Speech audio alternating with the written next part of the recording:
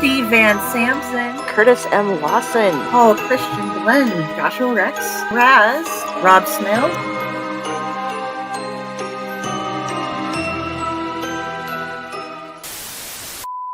Hello, everybody, and welcome to another episode of The Clutch of Personalities. Tonight on our show, we have filmmaker Paul Christian Glenn from Compendia Pictures, and helping me as a co-host, I always do that backwards, James Case, aka Uncle Necro, who runs his own show, Movies and Beer, that we were just discussing how I was supposed to have been on there, and Paul was too at one point, and it's been a year. So I feel like a total dirtbag right now. But you've been busy. But yeah, so the fun thing about this show is we all went to school together. So you're going to see us maybe going off into the past on a couple of things. But yeah, I think we're going to have some fun times here because I've been bringing you storytellers. The Owl Light is all about just bringing stories to life and bringing storytellers to you. And we've been learning about, we've been talking to authors who also work at publishing companies for the first 2 episodes. And now I want to come from the other end. Paul, you take stories and you bring them to us in a completely different format. So you were always artistic in high school, and I want to know how you got started in filmmaking. Well, number one, thanks for having me on. Number two, it's good to see both of you again. I don't remember the last time we actually ever spoke all together in person. Have we ever done this? Not since high school. Not since the bus ride. Right. Yeah. Okay. And he's doing really well, by the way, guys. We've got, we'll show you some more of some of the film stuff later. But oh yeah, we're like, we got a famous guy. Famous, really cool. Famous among my personal property, I guess, about the filmmaking thing. That really happened in 2 phases. I shot my first feature a long time ago, 20 years ago, and it was a full-length feature called Jacqueline Rose, and we shot it in Fremont, Nebraska. That film, which I'm really proud of today, I was not very proud of when we finished it. All I could see were the flaws. I had never made a film before, and all I knew was that it didn't look like Steven Spielberg, so obviously it was a failure.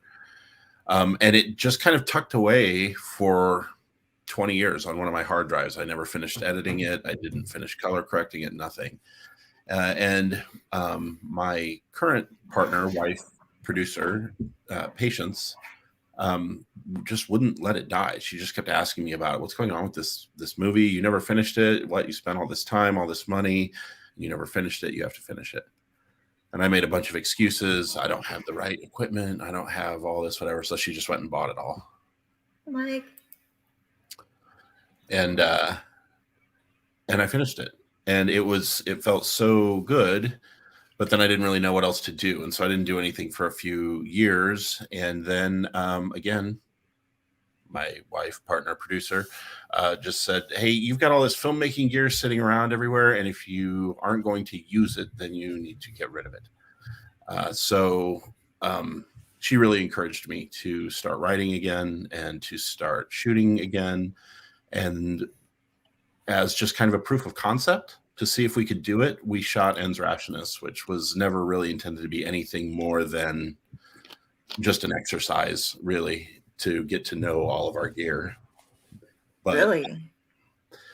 Yes, but I am not good at that kind of thing. Everything spirals out of control and blows up into something bigger than it should be. And that ended up doing really well for us. And so we were kind of off to the races at that point. I'm glad that you moved that past proof of concept, because I loved it. It really, to me, was, it reminded me a little bit of, I think it was a Truman Capote story about a guy who buys dreams. It's like, oh, I'm not familiar. Yeah, I was looking at the other night and I forgot the name of what it was, but it's not the same thing, Yeah. but it was along a similar idea, I think, for what the main characters see as far as what they're going through. And you guys, this is on Prime Video, and it's actually comment because I'm going to be buying all the people who win their own copy of it on Prime Video, so you can own the Yay. first short, yay, which is super awesome, and just a really well done film. The special effects on that one, I loved how it was very minimal, very very minimal, and Yeah. That's not a coincidence. It's because I am not a special effects guy. But I was kind of a one-man band on that project. I shot it, wrote it, edited, special effect, color graded, music, did all of it. Not all of it. I couldn't have done it without everybody else, but you know what I mean. So yeah, the special effects were minimal on that because, well, number one, it just didn't call for a lot of them, but also number two, I was like, okay, what can I actually pull off and not have it look terrible? Yeah, you did really. That's all it needed.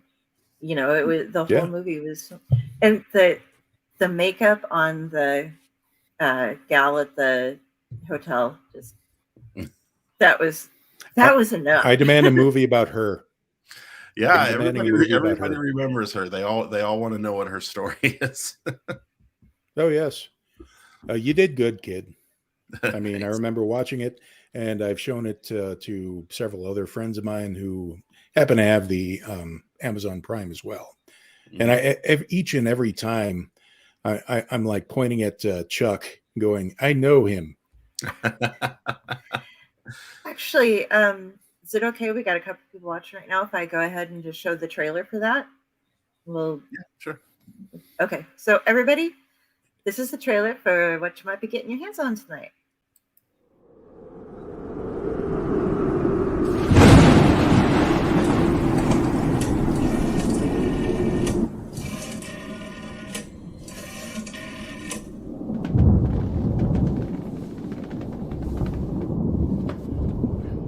Hey, it's me.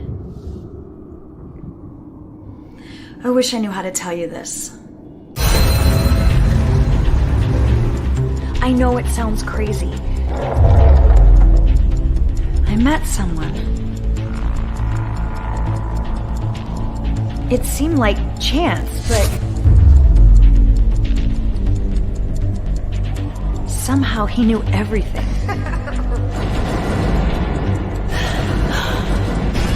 You never know when someone might inquire. Who would inquire? Anyone might inquire.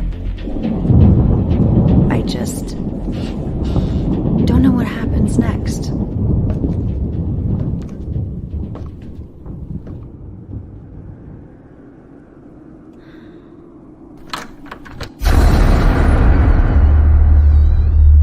Every moment is a choice.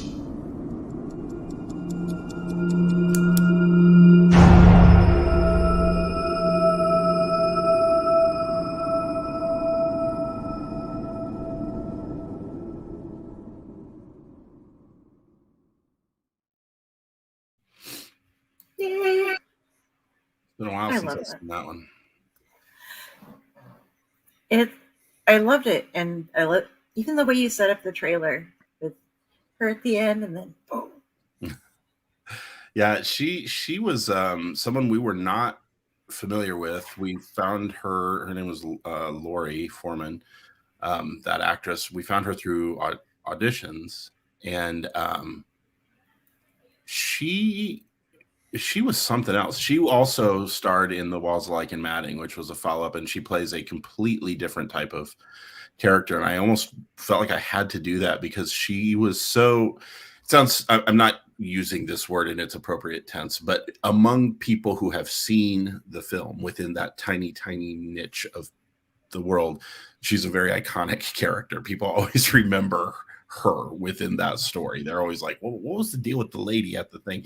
And she was getting recognized when we would go to the festivals and stuff. People were pointing her out. Also, Chuck too. He would also get pointed out. And actually, that just happened again at Omaha Film Festival a couple of weeks ago. Somebody was like, "Hey, were you in that movie a few years ago about the guy with the crazy eyes and all that stuff?"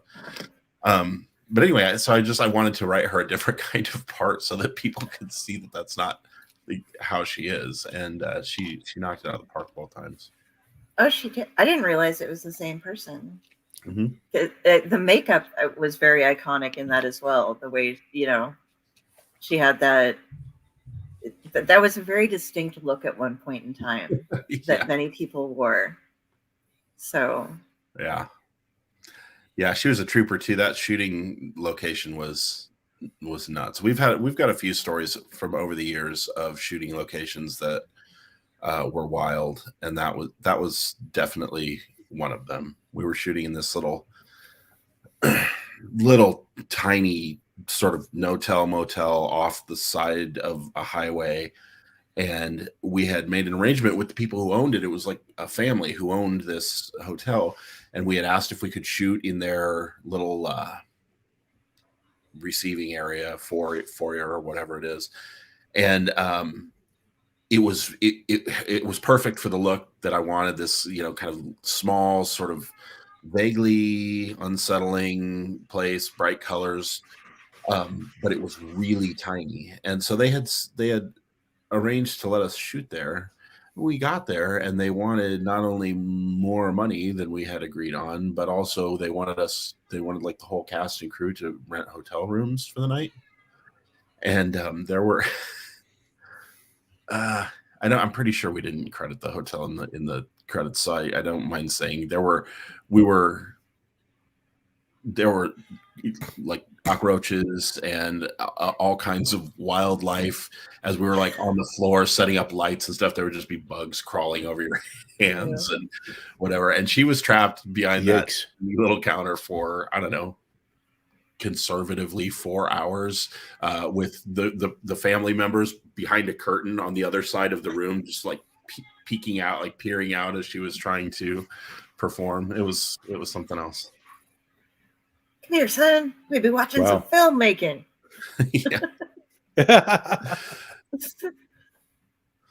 Yeah, so she was a real trooper. Y'all doing a porno here? That's why you're in out there.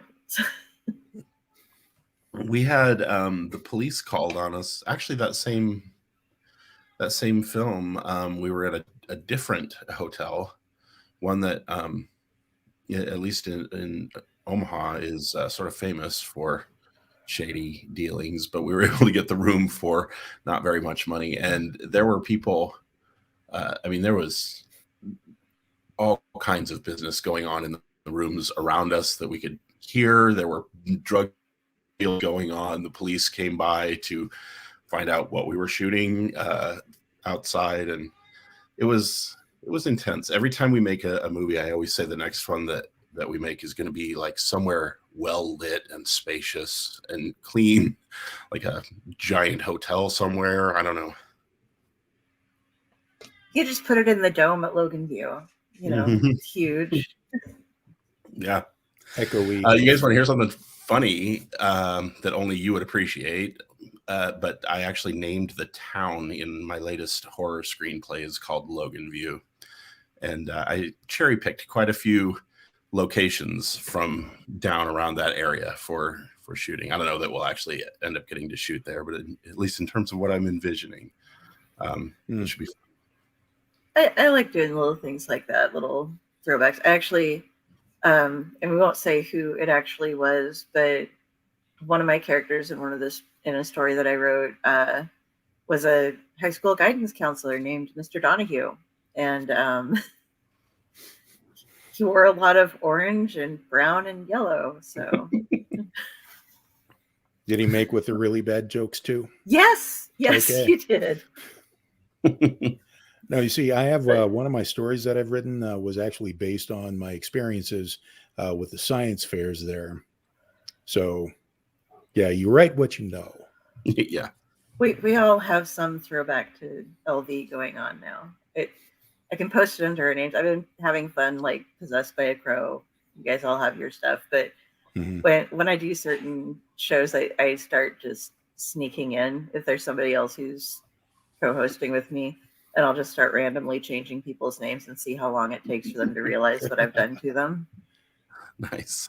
It's, oh, we have some fun with it on the more R-rated shows, which I should probably, just in case, because we do swear here sometimes. So there you go. Now we can swear all we want. Damn it. Great. Golly Yay. gosh darn I've it. been saving up, so let me get my list. You get So exactly 10 F-bombs. I do have a confession to make. I've only seen Ends Rationis as far as the trilogy that you have done so far. I was supposed to see the second one with Carrie, but life happened and I wasn't able to watch it with her at the time. Mm.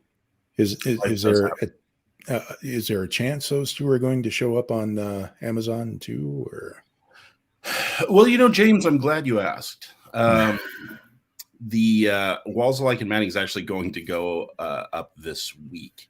okay. We were held back. When you're on the festival circuit, you can't release your film because a lot of these festivals won't accept your film, or that it'll be disqualified if it's available to watch somewhere else. Okay. So you have to hold it. But that one, we Yeah. finished the cycle a few months back, and I've just been lazy about getting it up and online because we've been so busy with the third film. But yes, I am. It's already uploaded. All I need to do is literally just switch the link on and push it out there. So yes, I can. Awesome. I can definitely Awesome. get that to you. Awesome. And So yeah, that's exciting. yeah, that was totally unscripted, by the way. It's not, how do we enter this? I was going to bring it up because I talked to him about it, but you just got it. Sorry, having a little bit of cutout. If internet goes wonky, just stay on. I have it fixed. Last time I was filming, my internet actually just dropped, so I'm like, and I got on my hotspot real quick, and it fixed. It didn't drop the show at all, so that made me happy. Nice. So do you want to? This one had the Walls of Like and Matting. Actually, can I go ahead and show the clip for that, and then have you talk about where you got the idea and stuff for it? I got all these movie clips. I don't get to do this normally, so I'm excited. It's usually like, and here's a picture. Okay. I feel like I'm on the Conan O'Brien show. Like I'd be looking at an off-camera monitor now. Like I'm not sure which clip this is. and okay, you got this is the perfect time to do the Paul Rudd thing and just clip from Mac and Me. Right. Yeah. I'll have to remember to load that some point in time. Okay. Right.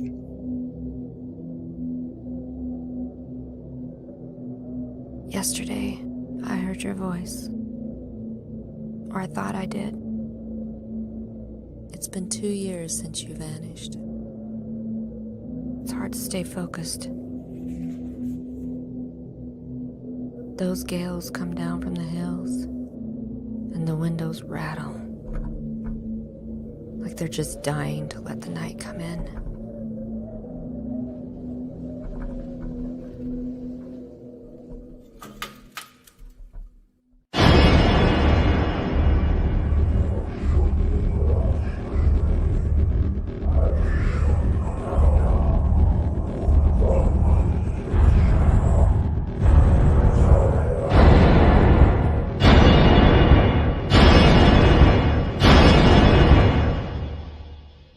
Now I am alone.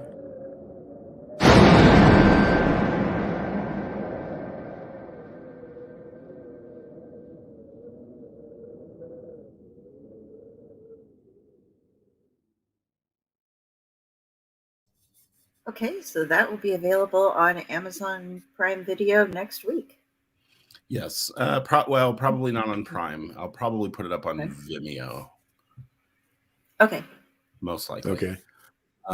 But either way, yeah, we'll get a link out there. Chilling stuff. Let me tell you. Where is did you find really, your really copy good. of the Necronomicon there? That was handmade. We have a Okay. fabricator who works with us, also known as my stepdaughter, Brooklyn, who is very crafty, and she's very good at creating things and building things. She created the stones in Enzrationis, the little rune stones that he's Okay. got. She did all the carvings on those and painted them and did all that stuff. So she helps us out a lot when it comes to that stuff. And yeah, she hand wrote out all of that stuff. Very nice. Yeah. Did you worry about her at all? Getting deeper. Honey? No, Who are she's you dark. talking to? Not quite that dark. So the idea for that one, that actually, we were approached. We had done Enzrationis. We took it to the HP Lovecraft Festival in Portland and had a great reception there. And the directors up there were fabulous, and the people that we talked to were great, and everybody seemed to really love the movie, and it was a good experience. Well, the following year, maybe 2 years later, I don't remember now, but was the COVID year. And so all of the festivals went online, which was just a huge drag. And I don't blame them for, obviously they're just doing what they needed to do, in order to get through the plague.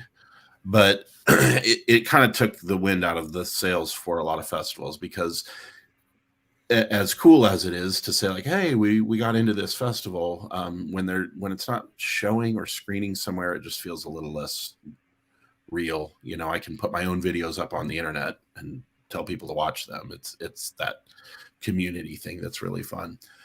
But all of that being said, because that community was so receptive and so enthusiastic up there, we were eager to do something else for them. And they reached out and asked if we would be willing to participate in their 72-hour film challenge, right? So the idea is they give you a prop and a line of dialogue, but you don't know what it is until the starting bell. And then you have 72 hours to write a story, shoot it, edit, do the whole thing, get it all finished and put together.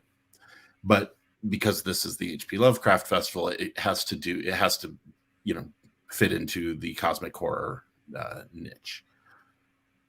So we got our prop and our line of dialogue, and that shoot was pretty wild, in as much as we got down to the final day of shooting. And I don't know if you guys have ever been involved in anything like that, but 72 hours is an absurd amount of time to mount a film.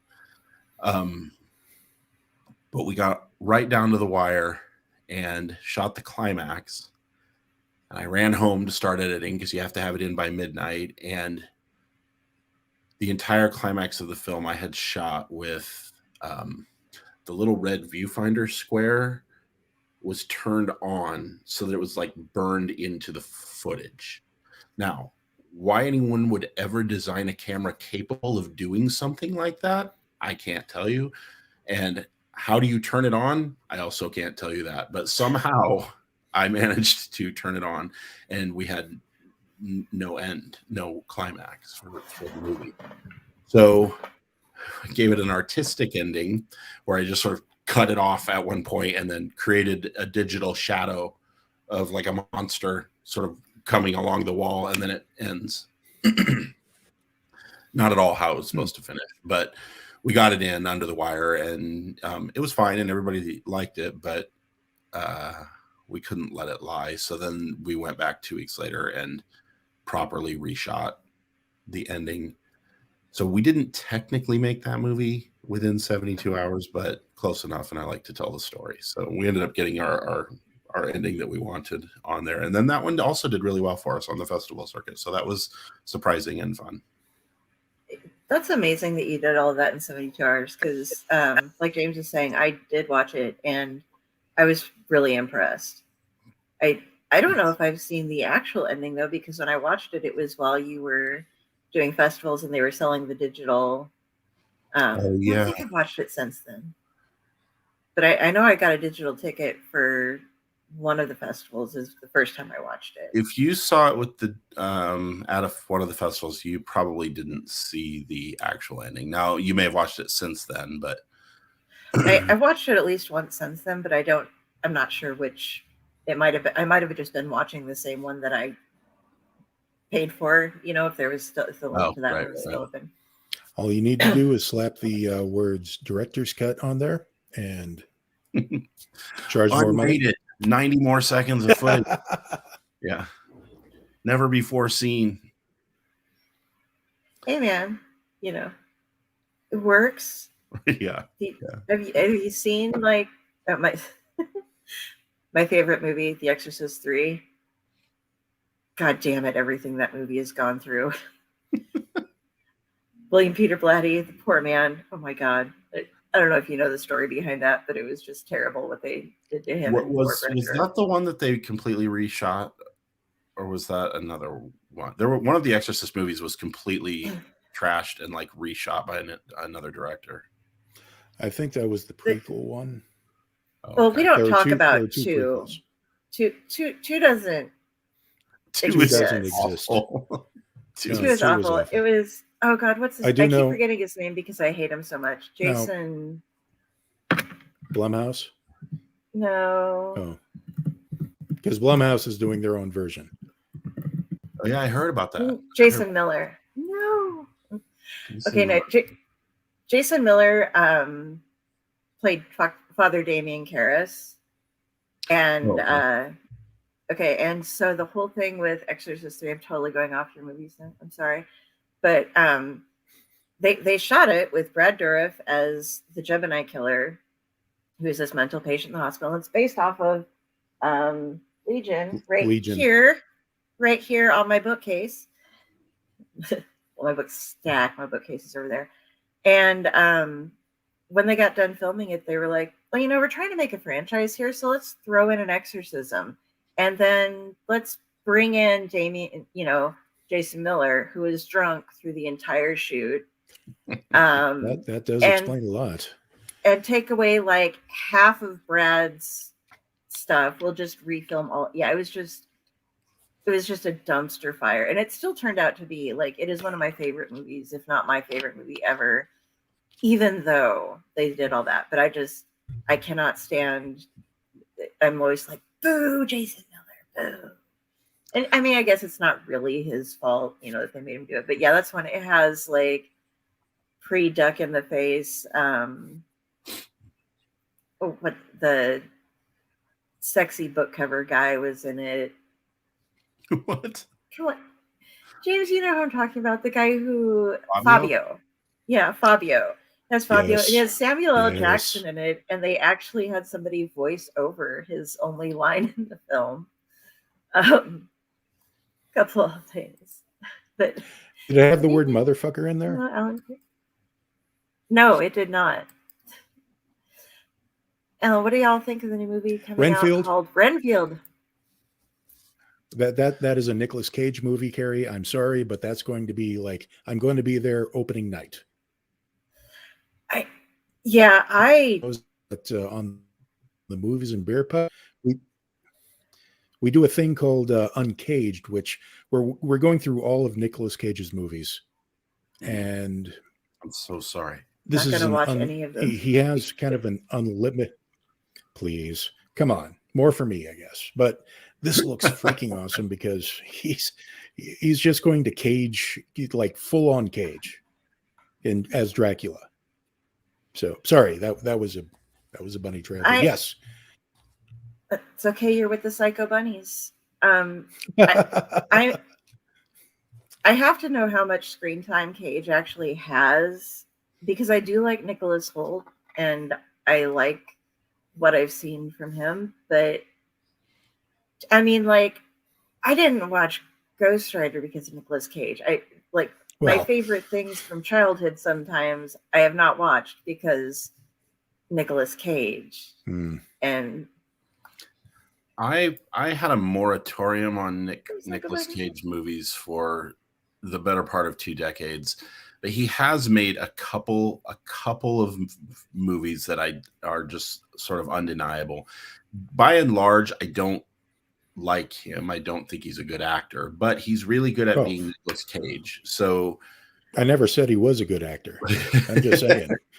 When that works, it seems to work. I'll tell you this, that I did see a trailer for Renfield, and I thought, okay, that looks like something I might watch on a Saturday afternoon, on Netflix or whatever. But then I saw the Red Band trailer, and they are obviously going for like Evil Dead levels of splatter fun. And I was not expecting it in a big studio movie like that, but the R-rated trailer was bananas, and so now I'm kind of really looking forward to it. Hey guys. So since you brought it up, what are your thoughts on the upcoming new Evil Dead movie, Evil Dead Rise? Let's go with Alan here real quick first. Versus Sorry. Nicolas Cage, Aerosol with Holly Hunter Racing Arizona. Great movie. That is a good movie. I don't know what Aerosol. I'm going to say that you saw. Maybe my mother knows how much I hate Nicolas Cage and John Travolta, and so she, of course, always wants me to watch Face Off. Face Off, okay.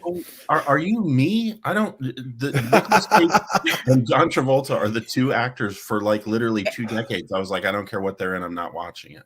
Yeah, and Are you and then kidding what's me? his name? Who paused the beach Baywatch guy who like The Hasselhoff? Yeah. Hasselhoff? Yeah, and he like posed naked with some puppies, and I feel like they all had to be Wait, in what? therapy for the rest of their lives. I There am was a Googling thing, that right this, now. This hairy naked Hasselhoff with a bunch of wrinkle puppies. What were those? Naked Hasselhoff pictures. No, you don't. Like the dogs had to be with puppies. John And Travolta there's was the really puppy. good in Grease and Saturday Night Fever. Alan, I'll let you have it. I'm not gonna wait. He was good in like That poor puppy. I just have to point out it's cracking me up that he was in Greece instead of Greece. The country. Yay, he can be in Greece. If he's in Greece and I'm in America, I'm good with that. I love me greased up Travolta. The one concession I have to make for Travolta is Pulp Fiction, and he's not a huge part of that movie, but he is good in that movie, so I got to give that to him. Okay. But other than that, I Watched it once. Look Who's Fiction? Talking is a masterpiece. Stop it. Quit. Wow, I've seen Pulp Fiction many times. That's just one of those. It's one of those for me that a handful of films that I got stuck on, where I did this with Shaun of the Dead as well. I did it recently with Banshees of Inisherin, where I just watched 100 times within a few weeks. I just keep playing it over and over because it's so good. And I did that with Pulp Fiction. Okay. So I just recently did. I still need to upload it because, as you said, I'm kind of lazy and forget about it. But I did a podcast with my friend Brian on the Banshees of Inisherin, and I still don't get it. He explained the whole allegory thing to me, and I'm still okay. So this could have been made into a play easily. Oh, for sure. Yeah. With how much dialogue and everything was going on. But I got to say, I have a newfound respect for and of course my brain would quit on me here. Colin Farrell? Colin Farrell. Yeah. Yeah. He's really good in that movie. Really good. See what Brian did when I had my stint in the Bonata rehab center after my operation, he gave me a memory stick full of movies to stick on the television in there and just watch. One of them was the Banshees of Inisherin and In Bruges. Oh, yeah. So I got to see them back to back. Another really good movie, I thought. But have you seen All's Quiet on the Western Front? Yeah. Okay. Brian has not. I keep explaining to him there's a lot of walking in that movie. and a lot of more dialogue, but holy crap, when it gets bloody, it gets fucking bloody. Yeah. That was a movie. I enjoyed it, and I thought it was obviously it's well made. And yeah, I can't really say anything bad about it. I just didn't when I finished watching it, I just kept thinking, why was this movie made?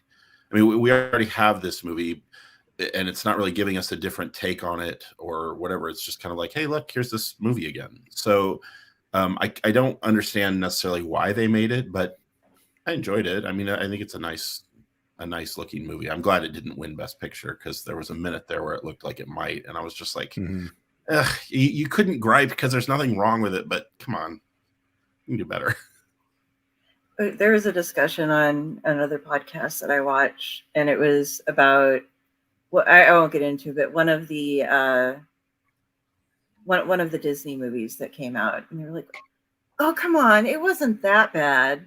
And so it's like there is a huge difference between it wasn't that bad and it should have been made. And Was it Pixar? no, Because they're really reaching for story ideas with that. no, this is we're turning one of our cartoons that we bastardized into a live motion. Oh, type of okay. thing. One of those. So, and I'm with you, by the way, on Shaun of the Dead. When I had Great movie. cable still, I pay-per-viewed it like so many times that my SO at the time finally just went out and bought it for me. He was like, "Stop spending our money. Just watch it. Just watch it." That really is a fantastic movie. Let's go Okay, Punisher. go ahead. The one with John Travolta. It's my favorite one of the Punisher movies. Is it the one where he lives? The only one I've seen is Thomas the one where he Jane lives in the building with all the rejects and sits and chugs his wild turkey. Like, that's the Punisher do. Thomas Jane one. It's based off of the Welcome Back, Frank comics comic storyline written by Garth Ennis. But that's actually my favorite one, simply because he seems a bit more organic, I guess. That would be a word to use. I don't know. He seems real. Right. Not just, okay. Well, everybody was complaining because he didn't just shoot guns the entire time. And I'm thinking, okay, with his training, he's going to know all sort of tactile weaponry, not just guns and things go boom. Like, when he was firing at the bow and arrows, that would make sense. He doesn't want to make noise. He doesn't want to draw attention to himself. And I'm sorry, you got me on a tangent. No, that's okay. But as long as Paul has time, I mean, you good? We're chatting, hanging out. Because I was going to ask about what you thought about the rest of the Cornello trilogy. Well, so I like all of them. Shaun of the Dead was, and probably still is, hands down my favorite. That was an early DVD for me, and I watched it on a loop for 6 months. So that movie is ingrained into me. But I will tell you this: the third movie, the world, what's it called? At World's End, The World's End. The World's End, yeah. World's End. I get it confused with This Is the End, which was the other movie that came out that year. But yeah. I liked that one the least when I first watched it, and I still think that it suffers from the first act is too long. I think it takes too long to sort of get to where they're going. But I did go through a period where that movie opened up for me, and something clicked, and I ended up watching it over and over and over again. And it's probably now my second favorite. And I hate to put Hot Fuzz number 3 because Hot Fuzz is great, but World's End really came alive for me after having watched it a couple of times. The first time I watched it, I was like, all right, that was good, but it's no Shaun of the Dead. It's no Hot Fuzz. But yeah, I really like that movie. And is it Alan Craven? Yeah. Just so that I'm not ignoring that question, I haven't seen that Punisher movie since it came out in theaters, and I remember thinking it was fine, but it had John Travolta in it. My big thought was, as a former bartender and bartender at the time, oh, a man with a bottle of wild turkey. You avoid that guy. You So just don't want to know what's going on in his we're life. just going to ignore the Dolph Lundgren 1989 Punisher. We may as well. Everyone else did. Because I remember showing up. Because I remember Paul. You remember Scott? Ostolo? Yeah. Yeah. I remember showing up at his house, and he had that movie playing on there. Oh, And really? I had no idea what it was, because it didn't have the skull on there. It was Right. one of those movies that clearly was a Marvel movie made before Marvel brought back their own licenses. But it I'm goes like in thinking, there with that old Captain America movie. It was like that too. oh, geez, with the see-through shield. Yes. Oh, geez. 1990 was not a good year. Yeah. Yeah. Ready to feel old. We've all known each other for a little over 30 years. Yeah, that's insane. That's not acceptable to me. I told my doctor, my neuro, I was like, I've been seeing you for over 20 years. And he's like, no, you haven't. Neither one of us are old enough for that to have happened. No. You know what my signal was that I was old? When I was helping out with the Bible study youth group in Hooper. And then I started catching myself saying things like, I went to school with your parents. And then one day it happened where I'm like, hey, I went to school with your father, and he was a year under me. So yeah. You know when I knew you were old was when I saw you and you had a great big Santa Claus beard. Well, it looks good. It's magnificent. Mm-hmm. Looks good on you. You maintain it well. Yes. Which is odd, because all I do is just shampoo it in the shower. And that's it. And I comb it. I comb it in the morning.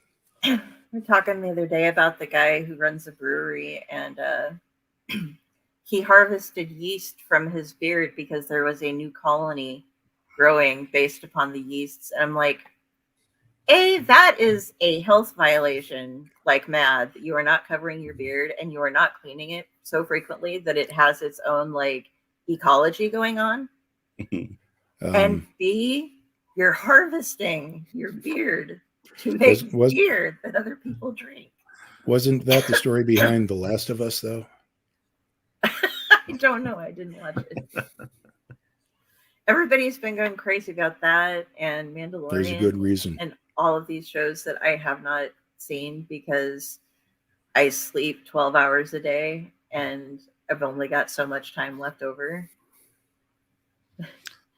Now I say I went to school. I haven't that far yet. I've come to peace with The Mandalorian. I really hated it when it first came on. It wasn't the show's fault. I just wanted something different from it. I thought it was going to be like Game of Thrones, only Star Wars. And it was more like Magnum PI, only Star Wars. And so I was kind of like, this is not what I wanted. I did not want like a week to week little wrapped up story. But now I've kind of come to peace with it. And the last season, I was just like, yeah, this is great. It's fun. I like it. I haven't seen an episode of it, and I'm pardon me. Just gonna mute this for a second. I look at it more as adventures in babysitting Star Wars. Right. Part of me is just because I am so lost with the new Star Wars universe. Like, being epileptic, I had when I was watching the prequels during the huge battle scene where Jango Fett gets his head cut off and it's the free for all in the middle. I had a seizure during that. And so I couldn't watch all of the. I worry about, because the lightsabers apparently the newer tech with how fast they move them, and because I get Star Trek headaches too with the lighting that he uses. That's why I'm always worried that I'm just gonna have seizures. I can't watch the Matrix movies. I couldn't even watch the animated ones. So I'm nervous about watching stuff. And then there's like 30 shows and it was like, okay, here are the prequels now. Here are, these as well as this supplement and this supplement. And you should probably watch this show and this show as well. And then you need to go out and do this. And so I have no idea what I have to watch to catch up to be like, okay, now I can watch Mandalorian. So I need to have a super Star Wars geek set me down and be like, okay, this is the platform. Here's where we go. No, you don't. I know plenty of them, and holy crap. Like the day that I told my friend Brian, one of the co-hosts of Movies and Beer podcast, you should listen to it. Anyway, basically, when we started hanging out, I told him that I had not watched any of the Star Wars movies, the original trilogy, and so the next day he sat me down and had me watch all 3 of those movies back to back. Sounds like a good friend. Sure. He did allow for bathroom breaks. I will give him that. We did the same thing to my new son-in-law. Well, no, he's not really my new son-in-law. That's a lie. My new son-in-law, we did that with the Rocky films because he had never heard of Rocky. And so... Really? How do you do that? Right? But we made him watch all of the Rocky movies. But then my niece, her boyfriend, had never seen a Star Wars movie. So immediately we arranged to have him come over and spend the day watching Star Wars movies. I love how you still do that. Yeah, I mean, come on. Ever since, like, this was a high school thing with Paul. He gets something wrong and he's like, no, wait, I lied. Rather than just being like, I was wrong. No, I was lying to you intentionally. You know what I found about Star Wars is for the longest time, I was just so, I mean, Star Wars was what it was to people who were born in 1974, right? I mean, it just was imprinted on me as a kid. And then I spent like 25 years being alternately frustrated and angry about Star Wars. And then I realized a few years ago, it's so much more fun if you just don't care. And if it's like, it meant something to me when I was a kid. Those first 3 movies still mean something to me, but everything now, it's just nonsense. It's just a bunch of nonsense. Enjoy some of it, ignore the rest of it, do whatever you want, but like, don't take it seriously. And well, I like it better.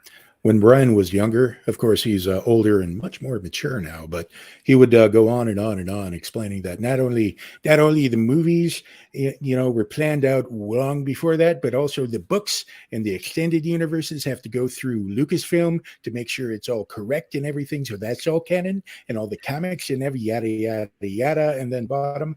And it's all fanfic now. Yeah, they changed canon to fanfic, and yeah.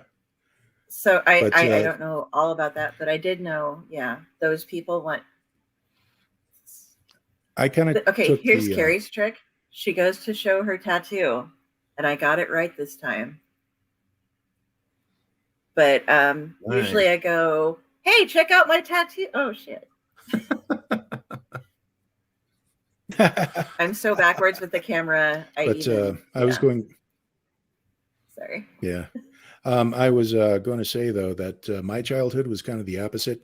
I was born in 1973. However, I never saw any of the Star Wars movies because both of my parents were Star Trek fans.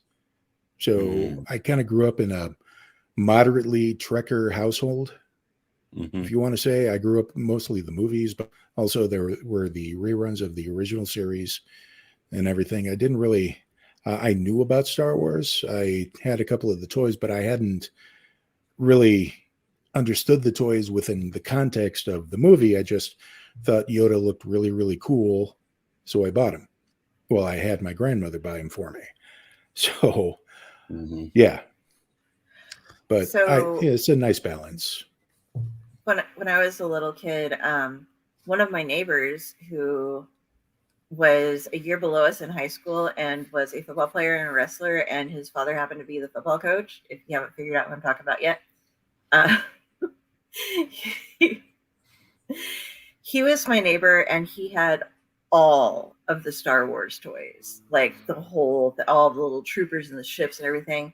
And whenever I would go over there, he would hand me Princess Leia, and he was like, "She's the only girl, so that's who you get to play. And you're stuck in the ship, locked up. So you just go sit over there and wait for me to rescue you if I decide that I'm going to." Leah doesn't need rescuing. She kicks ass. Not in his bed. She didn't. Your bedroom. Whoa. No. Hey. Yeah, no, didn't go there. Slash Did not fix. go there. Great. That just got weird. You Be beat the only Slade. time in history Star Wars toys got someone laid. Is that what we're talking about? Laid. Laid. Hi, Facebook user. If you would like to connect to StreamYard so we can get your name, that would be cool. Let me pull up the link. Carry on, guys. I'm just going to post something. Oh, yeah. So what is going down the pipeline there, Paul? Nothing. We're gearing up actually to shoot another film in May. And Really? yeah, it's sneaking up on me. It's sneaking up on me quickly. We've been the first part of this year was incredibly busy, and then we started talking to another filmmaker who we met. Just I don't even remember how we met, at a festival or just through the community here in Omaha. And he is getting ready to move and wanted to do a collaboration before he left. So we're kind of scrambling to get it together. But he wrote the script, and I'm going to direct it, and that is happening in May. So we're in kind of a rushed pre-production for that right now, but that'll be fun. Nice.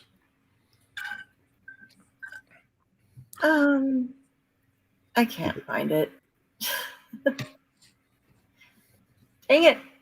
Let me know who you are, and we'll keep you as Facebook user for now. I think I made a banner for it at one point in time, but I have no idea where that is. It should be something you can click on. And I used to have a hotkey for it. I don't. That shouldn't happen. Anyway, sorry, I'm all rambling. So I want to go back to asking you, okay, you said that you got the Wells Alike and matting came from just a quick prompt, and you had 72 hours to do so. And Rashness was from just a proof of concept. Where did you get your story from for the current show, Strange Constellation?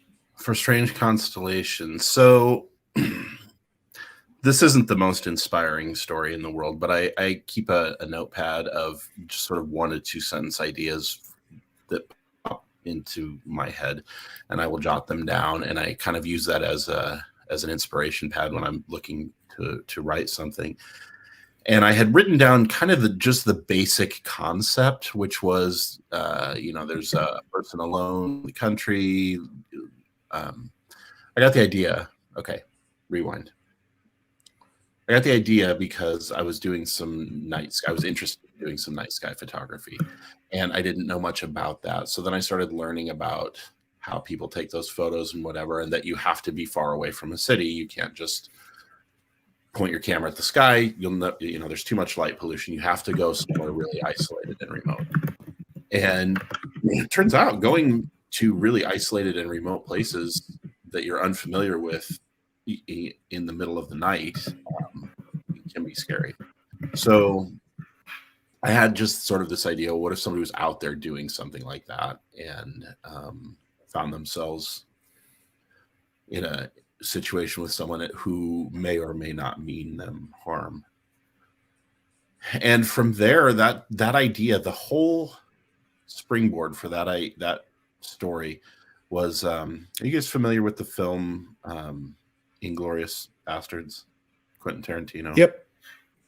Okay. Familiar, but didn't actually watch it. Okay.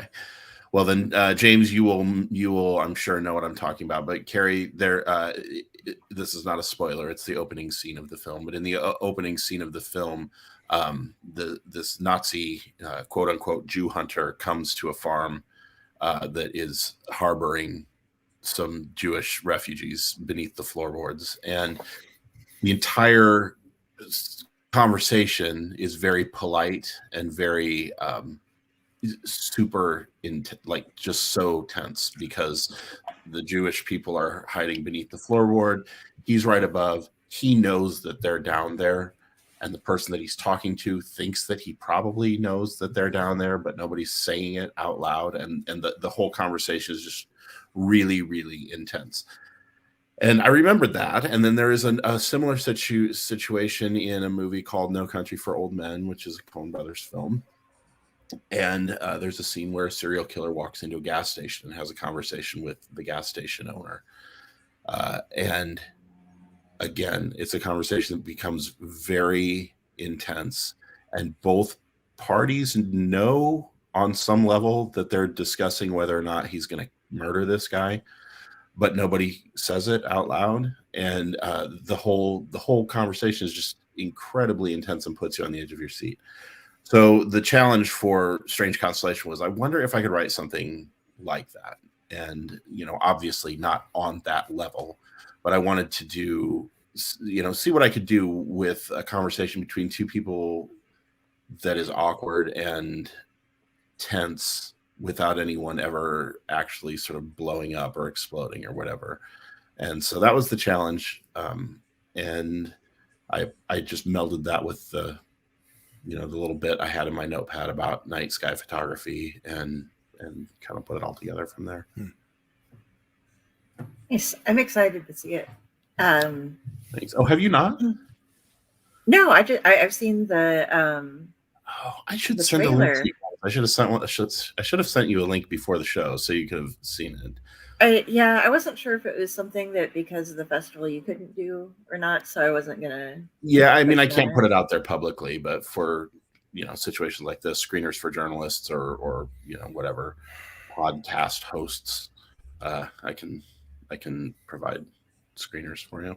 So I will. I'm sorry I didn't. Oh, no problem. And I'm gonna go ahead and show the intro for that as well, the trailer.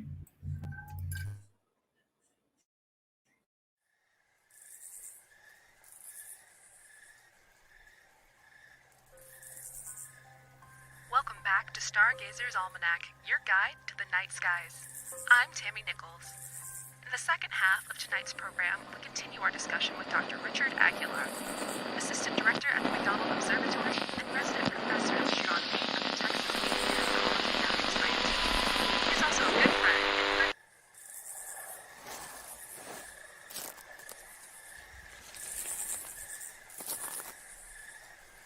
Hello?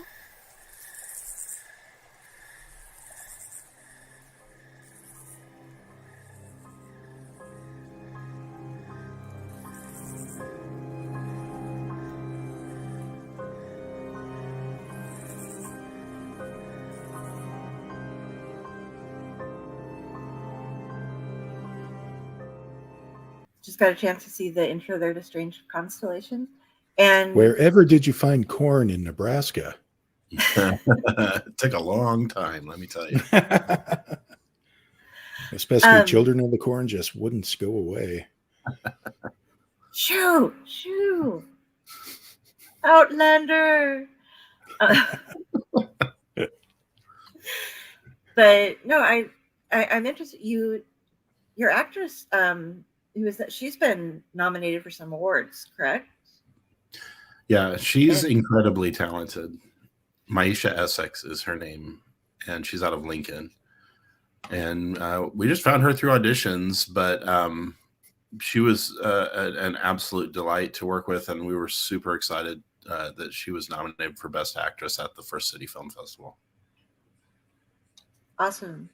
So do you want to tell us, because I have no idea what it's like. What is it like going around and doing all the festivals? How much time do you have to set aside, and how do you get entered? It looks exhausting. Yeah. It can be.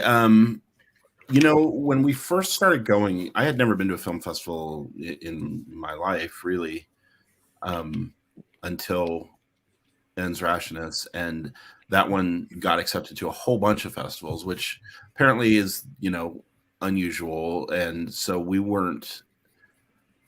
didn't know how to festival. Like, people talk a lot about, like, here's how to festival when you go to the things. And really, you know, it's fun to watch the movies. That's always a joy, especially if the presentation is good.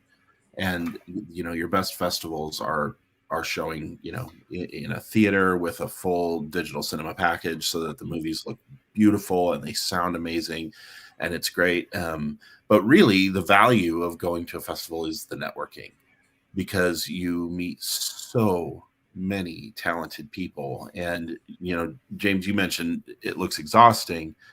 It really can. There are, number one, there are a lot of people to just sort of talk to in general, because you have friends who come out to see your work and all that stuff. You don't want to you know, ignore them.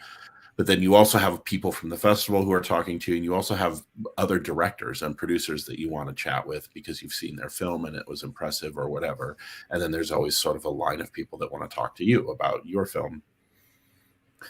And so the first year that we went to a whole bunch of festivals, I'm not an outgoing person. You know, I'm shy in a crowd. I'm quiet.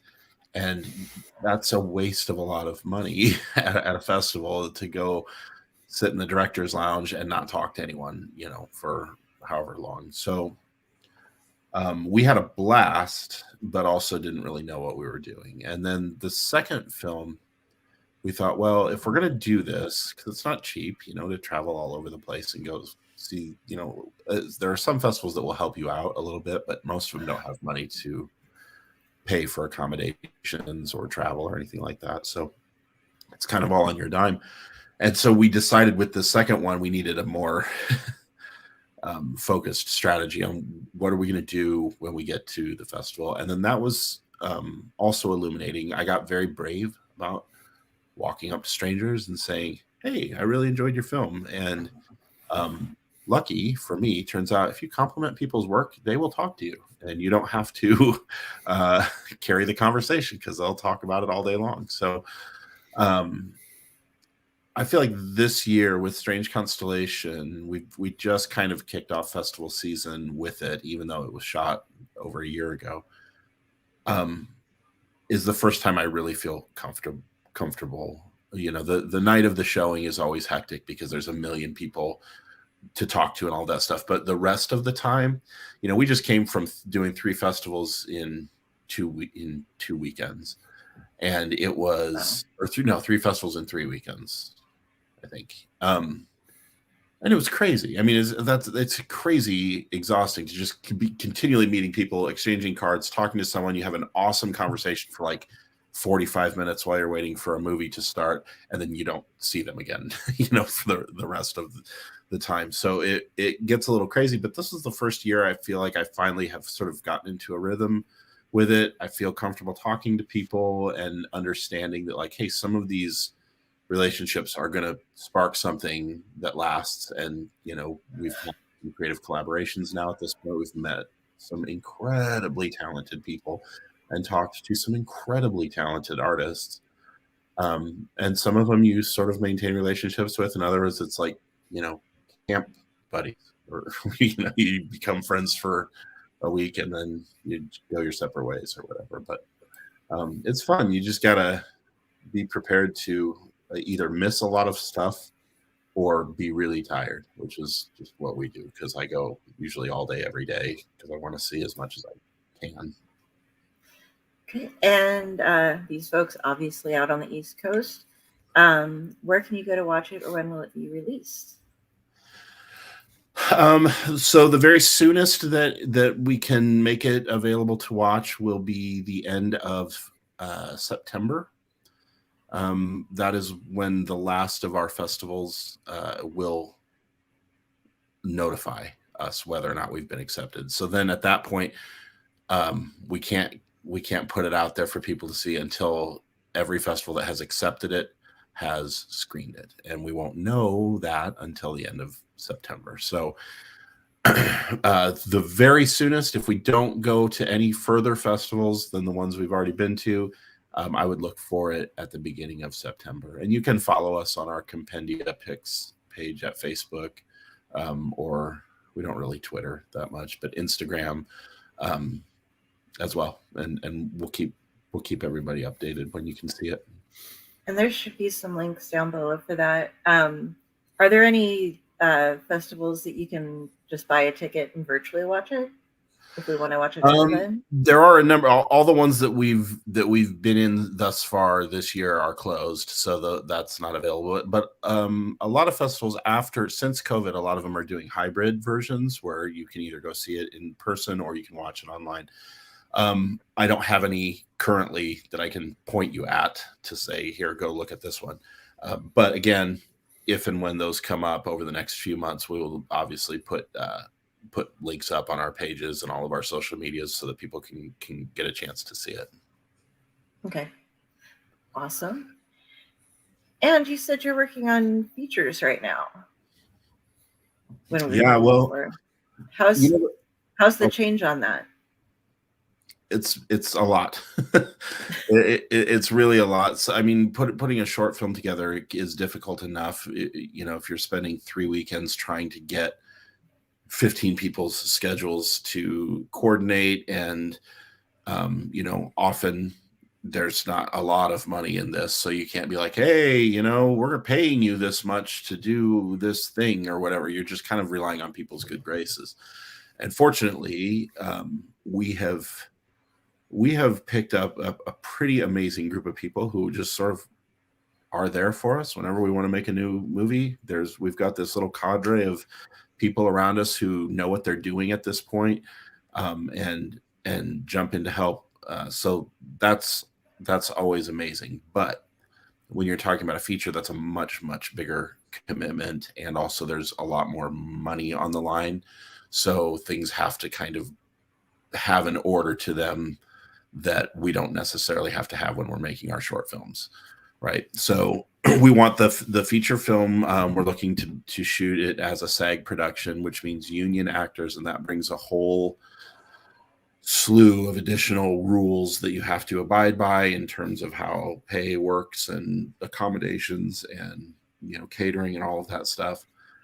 But we're really looking to level up for the next film, and we've got these shorts under our belt. I feel ready. It's just a question of getting the money together. So we've got 3 different scripts really in the hopper. One is a slasher film called Mount Moriah, which I'm really, really hoping to get made because I think we can. I think it's got a great hook, and I think we can sell it. Yes, sir. Can I be in it? Can I get killed? Maybe.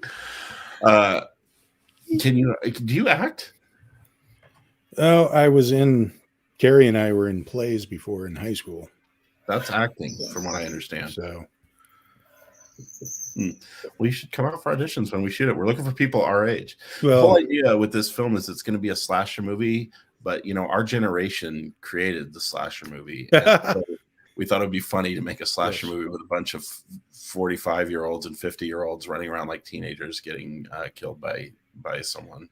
Yeah, if you throw up in the PBDC, because we are the Psycho Bunny Death Cult, a huge amount of our audience base and our friends and everything are scare actors, haunt actors and stuff. Oh, so and we do have the Nebraska area and Iowa area haunt people have been on shows and stuff. So if you need some folks that know how to do some scares and know how to do makeup and heck yeah, all that, reach out to us. We're on the socials. Carrie mentioned that the links are out there. If you are a creative and you're involved in that sort of thing, we would absolutely love to hear from you. Like I said, we're putting this together, hopefully to shoot this year. We'll see. But it's just a matter of getting the money together. And there's a few different ways to do that. The crowdfunding thing, private investors, raising money yourself, all of those things. So it's going to be a real commitment and a real level up from what we've done prior. But I'm excited about it. I think it's going to be a great movie when we finish. So much blood. I want to see so much blood. I'd be fine with just being that weirdo in the wheelchair going, "You're all doomed, doomed," The obligatory, and then wheel off. Yeah. But I would have to join the guild to actually say anything, wouldn't I?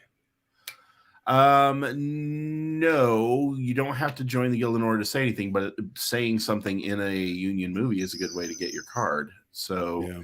Okay. I think you have to have 3 or 5 lines in a union film, something like that. Okay. I shouldn't even be talking about it. I know those are because I know I read somewhere that the movie Being John Malkovich, that scene where he's walking in the road and like this drunk frat boy goes, hey Malkovich, and then throws the beer can at him.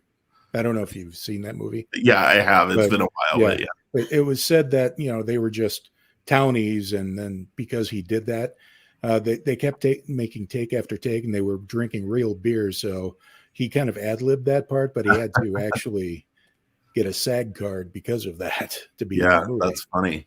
So that's funny. I think the reason, so again, take all this with a grain of salt, but my understanding is the reason why it's so hard to get a line in a SAG movie is because if you do have a speaking part, they have to pay you union wages.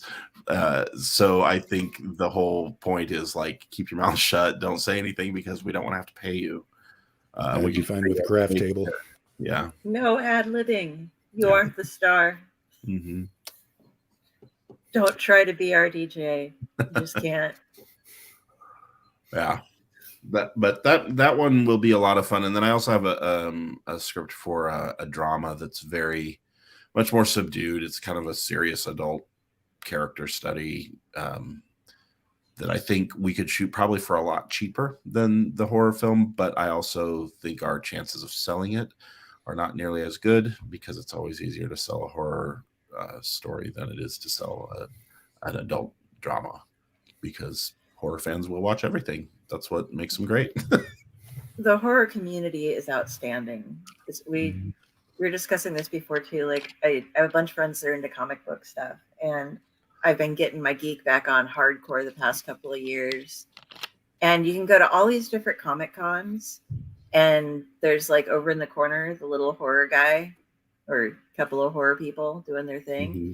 And then if you go to a horror con, there's everything everywhere. There's horror comics. We take everybody in. Yeah. So. Oh yeah. Well, I never considered myself a horror creative person. Like I like horror movies, and I love scary things and all that stuff, but I never thought of myself as like, oh yeah, I want to make horror movies or anything. It just sort of worked out with Ends Rashness. I really didn't think of it as a horror film. It seemed to me more like kind of a Twilight Zone episode or something like that. But it got us into a lot of horror festivals, and I will tell you that is intoxicating to be in an environment where people are so excited. They're not just there because they like movies or because they want to see, network with people or whatever's going on. They were there because they freaking love horror movies. And we would just watch these crowds, it would sell out, and the screenings they can only get so many people in a room. So like one block would end and there would just be like a stampede across the theater to the next screening room because they wanted to get in and get their seats, and people, getting shut out at the doors. They'd come up and talk to you after it, and animated and emotional talking about your thing. And when we left, I was just like, I kind of want to make another horror movie just because I want to be around these people. This community is incredible. It was a very rewarding experience. Well, we'll have to get the 3 of us together and put together a table at some horror con, and just like the combined, because I can't afford a table on my own. I don't know about you, but how much do they usually run? We're getting the band together, guys.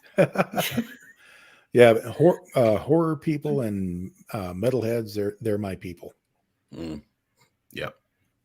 So there's probably a lot of crossover there, huh? I don't know much about the metal Oh, world. yeah. But Well, the iconography of metal I've is. been friends with you for how long? I mean, she brought it up earlier. I don't want to think okay, about it. yeah. But no, yeah, there's horror and metal. They meld together. It's like peanut butter and chocolate. It's great. There's movies like Trick or Treat, which feed Skippy from what was it, Family Ties? Oh yeah. Really? Yeah, it's a great movie, 1986 cheeseball, but holy cow. That's funny. I can't believe I remember that, but I do. I watched it, I think, on Amazon Prime like 2 years ago. With Sam, right? The little boy. No. That's also a Trick or- great movie. But That's Trick or also Treat. Trick or Treat. Trick or Treat, yeah. With the R instead of and. Yeah, that's the one with Brian Cox in it. Yeah. And to make things even more confusing, there's a third movie that came out in like 1980 called Tricks or Treat. Completely different movie. So Wonder what that one's about. Dalmatians, I think. I don't know. Oh. I get a lot of guff for giving my films unpronounceable or unwieldy titles, but I do feel like whenever I search for one of my movies on Google, I don't have to weed through a bunch of other stuff trying to find it. So, yeah, I was calling it Enzrationis just to feel fancy, I think. I think that's so here's a funny thing. I got plenty of mockery from my friends when we were doing the rounds with that film at the different festivals. I pronounced it differently every time I talked to someone because I think there's like 3 different ways you can pronounce it that are all sort of correct. So I think you're doing fine with Enzrationis. It sounds regal. It does. Well, I know that you didn't correct me when I tried to pronounce it. So. Yeah, well, far be it from me. I think these days I just say Enzrationis because it's easy it just rolls off the tongue. But I couldn't say with any confidence if you put a gun to my head which was the proper pronunciation. What year is it? I don't know if the Greeks have taken over yet or not. How are we still pronouncing our Latin? What country are you from? So something I was thinking about this last night, and it's something that I've noticed in the first 2 and from what I've seen of this third one. Your movies really embrace like loneliness or solitude sort of feel in them, at least the first 2, where there's particularly the walls, but it's just the character just seems so alone and kind of separated from everything, even though they're talking to other people and interacting with stuff. You're really good at that. Is that intentional in what you were doing, or is it just kind of how things play out? I wish it was intentional. It's funny when someone else points out a theme in your stuff. I'm sure this has happened for both of you, but someone will point something out that you weren't really thinking of. That's something I hadn't brought up. Someone else asked me recently why all of my protagonists have been women. And the answer is I hadn't even thought about that until you just mentioned it. So I don't know necessarily why they're written that way, but I will say that that's a pretty astute observation because the idea of solitude is prominent in all 3 of them. They are a loose trilogy, although by loose I mean really, really loose. The first 2 have supernatural horror aspects. This one is very much a grounded kind of thriller type situation. But theme-wise, the idea of isolation and solitude has been strong in all 3 of them. And what's funny is I guess I never thought about why, but I spend a lot of time on the sound mix. Just like I'm not a special effects person, I am not a sound engineer or a sound mixer. But I have spent literally hundreds of hours just adjusting wind noises and footsteps and how much tree rustling is just enough to give the sense that maybe there's something out there, but there's not. Those things are hard to do. And in all three of the films, I will say the mood that I was going for was like, how do I make this person seem alone? And we did that with Strange Constellation. That opens up with kind of a subtle, or maybe not so subtle, nod to The Shining, whereas the opening shot is just the car driving down the road, and the camera just pans up and up and up and up, and we just kept going wider and higher and wider and higher to show these rolling fields. You know, you guys have been out there. It just can seem to go on forever, and she's in this bright red car in the middle of it to the point where she just looks like a little dot. And again, that was sort of opening, like the whole theme of this is look how alone she is out here. So what's going to transpire is going to transpire in solitude. So that's interesting. I said a lot of words to say I don't know, but did you have to do a lot of takes on that, or was Nebraska just naturally nice Nebraska for you and let you just have the open there's nobody here thing going on? Yeah, we had the road was closed down. My wife had gone out and talked to the county board, and so we were able to get a section of like a mile of county road blocked off for a couple of weekends so that we could shoot out there. So we did fine with that. I think we did 3 or 4 takes just trying. Shooting with the drone is difficult because it wants to, when it's windy, you know, it wants to sway and whatever.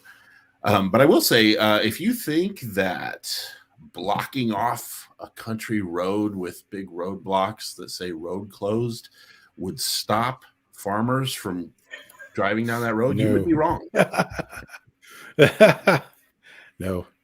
I was going to ask, though, you mentioned about sound engineering, doing the sound. Do you do your own Foley work, or do you have like, I don't know, like a library of sound effects that you actually use? What?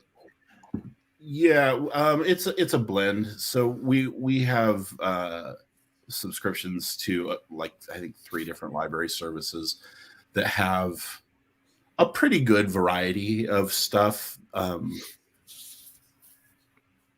But on, you know, there's always stuff that you just can't find quite the right thing, and so we have done quite a lot of Foley recording. I'll tell you, as much as I'm not good at it or adept at it, I do love sound mixing because I think it really makes things sort of magical. You know, when you're, this is going to be really geeky, so just give me a minute. But like when you're cutting things, I don't know how much editing you guys have done, presumably some, because you're both involved in media, you know, of different types. There's something sort of magic when you're cutting back and forth. You're like, why isn't this working? This isn't working. And then you just adjust it just a little bit so that the person looks up sooner, or they come in a little faster, you know, on the audio or whatever, and something clicks, and it just becomes sort of like that magic moment where you're like, now it looks real. Like that was the adjustment that made it sound natural or look real. You get to do that a ton with Foley work. It's just like every little thing, like, yeah, that footstep was perfect. See, what's fun is if you have the DVD set of, you know, the Star Wars special editions, there is a documentary on that features how they got the sound effects, which is fascinating. Like, really, they would mic up, they would mic up and pound like tink tink on tension wires to get the blaster sounds. Oh, so, yeah, I can see that. Yeah. That's fascinating. And to get that Darth Vader thing, they just stuck a mic, like a tie mic into a scuba gear. No. So nice. I know that. And of course, Alfred Hitchcock, because those two go together in my head for some reason. In Psycho, they had to figure out the chocolate syrup thing for the blood. But the best was, it wasn't the best because, yes, he was terrorizing his actresses, and the man was a horrible person, but he was an incredible filmmaker. And Do you know what they used for the stabbing sounds? Because he made her listen to this, and they go. It was a cassava melon. Really? Yeah, they went out and bought a whole bunch of different kinds of fruits and gourds and melons, and they decided what sounded most like what they hoped sounded like human flesh being penetrated was stabbing a cassava melon. That's wild. And comparing it to stabbing an actual person. We don't want to know how Hitchcock knew that, because it appears to me. Hitchcock. So. Well, I'm guessing that he was the Joss Whedon of his day. Yeah, I think you're right. So he would definitely be canceled like that. Yeah, it's so weird that this came up, because I was literally having this exact same conversation with someone about, I don't know, 3 hours ago. Really? Yeah. Because my wife just watched The Birds, and so we were talking about like throwing live birds at the actress. They were tied to her. Yeah. Yeah. I've never seen it. Take that, and the fact that in The Shining, Kubrick was just terrorizing Duvall, like left and right. Yeah. Everybody else was fine, but she spent the rest of her life just being insane. Yeah. But his storyboarding. See, I heard they're getting ready to try to release Vertigo again. I heard that too. And it's like, okay, anybody who sat through Humanities with Bruce Allen Bartels knows you cannot remake Alfred Hitchcock. They've tried it, they didn't do it. It's not just because he terrorized his actors and actresses, but it was part of the process. But he didn't believe that he needed anybody who could act decently. What he did was storyboard to the point where it was like every single clip was done. And it was like, okay, you will walk in here, you will stand on this line of tape, you will tilt your head at a 45-degree angle, look this way, pause for 0.35 seconds, and deliver this line. And then just keep doing it until they hit exactly the right thing. Because he went for actresses that looked what he wanted, whether they could act or not. And then he just destroyed them until they were behaving hysterically. And yeah, I heard that George Miller was similar, not in terrorizing his actors, but that his style for those, particularly the latest Mad Max movie, was shot very much like we're setting up the camera, and now I need you to like look over your left shoulder, and like that's the whole shot. That's it. And then we're going to move the camera over here, and I need you to lean forward and grab this wrench, or whatever it is. So he was almost like editing in camera while he was shooting. But for the actors, apparently that was a super frustrating process, because they never had an opportunity to really live in the moment, and inhabit the role within that moment, because it was just constantly chopped up and broken up. That's all hearsay. I wasn't on set, but this is what I have read.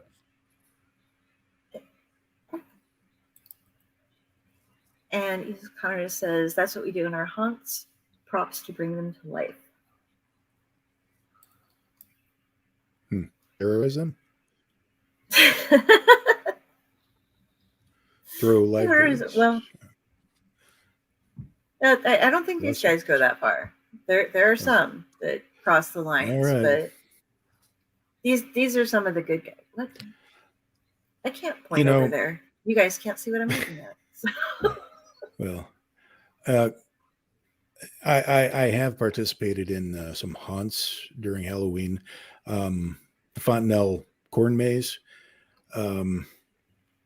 I find it's very, very simple. You don't have to do the jump out boo scares. What I did was I found a place that was down the row where when they entered, I was far off, and I had essentially wore this and a pig's mask, his skin pin, and just still so some of the mannequins. And then when they came up to see, is this thing for real or not? All I did was directly at them, and now freaked out. I scared an entire Girl Scout troop. They all ran away. It was great. They dropped their little cookies. Did you get cookies? None of this. I want to scare Girl Scouts. I never get to go. They all have Oh. strobe lights, so I don't get to see anything. Mhm. That's what. Yeah, Please, there is please that. don't include a lot of strobing in your pictures, Paul, because I want to see them. I don't want to fall on the ground and give you my interpretive dance review. Yeah, that's the problem. Every time I see a movie, I'm thinking Carrie should see this. We should talk about it. But then, like, a strobe sequence would come on, and I'm like, I can't subject her to that. No, That's got to be Crap. particularly difficult with horror, right? I feel like there's a Yeah. lot of flashy, stroby stuff in horror and sci-fi. Yeah, like I said, all the new Star Trek stuff with the lens flaring gives me a migraine. Okay, so and then we went to Guar together. yes. Like a year and a month or so ago, I think it was. Yeah, it was in December of last year, a couple of years ago. Yeah, 5 months ago, something like that. 2021. Oh wow, it's been that long. Yeah. I don't leave my apartment, so time never happens for me. Yeah. But it was like most of the show. Here's me, and then like, okay, they're doing some stage stuff. Okay, they're playing again. Okay, and so I had to get some nice people to. Well, it came to the point where I gave her one of the T-shirts that I bought from the merch table to tie around her eyes. Mm-hmm. Yeah, it was. And I'd gone out and bought this like white peasant blouse to wear so I could get the blood, and there is no way I was going to get up front with like 200 people. And it was you would not believe how many kids were there. Like, oh, really? War is bizarre because it's one of the only death metal bands. You're beyond that. It's one of the only bands like that you're going to see where everybody's wearing white because they want to be covered in fake blood and take it home as a souvenir. And B, they've been around for so long that you have an age range from as young as can possibly be allowed into the venue. Like, people bring their kids if they can, to see the giant, phallus and stuff, to people in like their 60s. Hosing down the front rows. Yeah, just pulling their kids up. Can you just squirt some on my kid, please? You're never taking a bath again, kid. But we were sitting back there was one little area that we could rest in, and some guys were coming out from the bathroom, and there was one guy with super long hair who came out, and I was like, I can't go up front because I have seizures and it's gonna kill me, and I want to get some blood, and you're covered. Can I have a hug to get some blood? He's like, oh yes, come here. And he got blood all over me. Then he brought his friends back, and they were like, we need some more blood. Come here. So metalheads are the greatest people, I'm telling you. Mm-hmm. They love this. Okay, so there's a movie by Adam Wingard. I don't know if you've heard of the director, but it's one of his earlier movies. It's called Pop Skull. It was on Netflix for a while. But okay, so this movie starts off with a warning saying there's some strobing effects here. You viewer, be warned. If you're epileptic, beware of that. And then immediately starts off with just nice. A solid 3 minutes of just that. I'm like, okay, thanks for the warning. And all of us, I had to close my eyes going, my God, stop. Yeah. And that was a black and white film. So. Yeah. And it's weird things too. I think we've mentioned this before, but like, I can't look at cottonwood trees in the summer because their leaves are so glossy. When the wind blows and the leaves reflect the light back and forth, it's like this giant twinkling, shining thing going on. So it's weird things in movies, but yeah. And like, when they go quantum in Ant-Man and the Wasp, that bugged me, as did Ghost's movement, the way that they filmed her, because she kind of tracks across the screen. Yeah, that really messed me up too. Have you seen the new Ant-Man? I haven't. I've been I don't know. I'm struggling with Marvel lately. I've been a big fan, but the last batch of movies have just not really excited me much. And I love the Ant-Man movies. I will see it. I just haven't felt compelled. Well, I was just going to tell Carrie that don't, because what was bad in the last Ant-Man and Wasp is even more intense. Okay. So just be warned. However, when I went to see it with the Exalted Geeks when making the podcast about that, I was on pain meds. So like I started off things with, okay, so I'd like to know what kind of movie you guys saw, because I guarantee you the movie I saw was probably not even close. So That's funny. I don't have any visual issues like that, but I do have misophonia, and it's selective, and there are certain things that will cause me to literally just turn a movie off, and it's very strange. I can't point to any logic, but there are there are three things that just will really get my goat. One is the sound of footsteps for too long or too loud. If I hear like shuffling feet on a sidewalk for more than a couple of seconds, um, my skin starts to crawl. This is a huge problem if you're trying to watch like any movie made before 1980, where half the soundtrack consists of as people, take a 30-second shot to walk down a sidewalk or whatever. The other one is the sounds of people eating, and not just mouth noises, but like any kind of dinnerware, like tinkling forks and cups on saucers, the sound of like liquids being poured into a glass, all of that stuff doesn't bother me in real life. But in a movie, if I can hear that stuff, it drives me right up the wall. And my wife recently was watching Grey's Anatomy, which is a show I don't know anything about other than it's a hospital show, but there's like 100 seasons of it. And this became a running joke for us because I was like, whoever is in charge of Foley over at Grey's Anatomy needs to be fired, because they are obsessed with the sound of dinnerware. Like, it's all I can hear from the other room is just the sound of like tinkling, clicking, liquids pouring, people chewing. And I'm just like, stop it.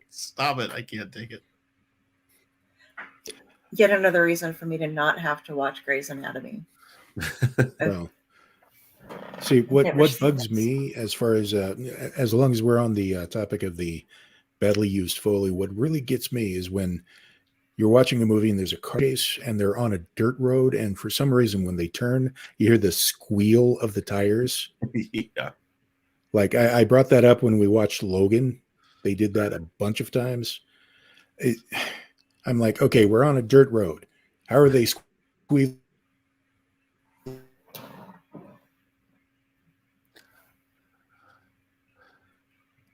I got a James pause. Yeah, I did too. To follow on that, until you come back, if you can still hear us, as someone who's obsessed with the sound of footsteps, I get that. I see that a lot with sneakers. People are wearing tennis shoes, and yet the Foley people make it sound like they're wearing tap shoes as they walk across a marble floor or whatever. Oh yeah, we're very nitpicky people, I think, because I also, things have to be absolutely perfect, or else it just drives me bonkers. Like you can't. He was out in the rain. He would be wet now, or that's kind of a big one. But noticing just little things that, like, all the little goofs in movies and stuff, but either with sound or visuals or anything, is being an editor too. That's part of my job. Sure. So I notice, like, I'll be reading somebody's book and be like, I'm sorry, you can't have him kill him with his sword because 3 pages ago he lost his sword. So unless you want me to go somewhere and by the way, this lady's been pregnant for 3 years, for fuck's sake. It doesn't work like that. Patience is like that with movies. Like, she has got eagle eye. We will be watching, and all of a sudden she'll just be like, different day. Her bangs are different. They're not the same as it. Or somebody will walk in and she'll be like, that glass was half full when she walked in. Now it's 3/4 full when she set it down on the thing. She catches that stuff all the time. those things, I will say, those kinds of things blow right past me in a movie. If the movie's working for me, like if the movie is working for me, then I forgive a lot. Like I phase all of that stuff out and just am living in the world. But if it's not working for me, that's when it gets dangerous. So I'm going to take everything apart and then I'm going to write about it. Yeah. And let everybody know every single thing that was wrong. Yeah. So Oh, go ahead, James. I'm sorry. I was going to point out one of my favorite movies to come out few years back was Knives Out. Mm-hmm. It was a great movie, I thought. However, okay, so because of my medical issues in the past 5 years, I've had more than my shares of PICC lines being put into my arm for injections and such. And in that movie, she, spoilers, people, she, the way the author dies is his nurse accidentally gives him a shot of an overdose of morphine, which he takes on a nightly basis. Because I'm not going to say why, how that happened. However, there was a stretch where he's like, oh no, I've given you morphine by mistake. What am I going to do? Oh, it's going to be fine. And yada, yada, yada.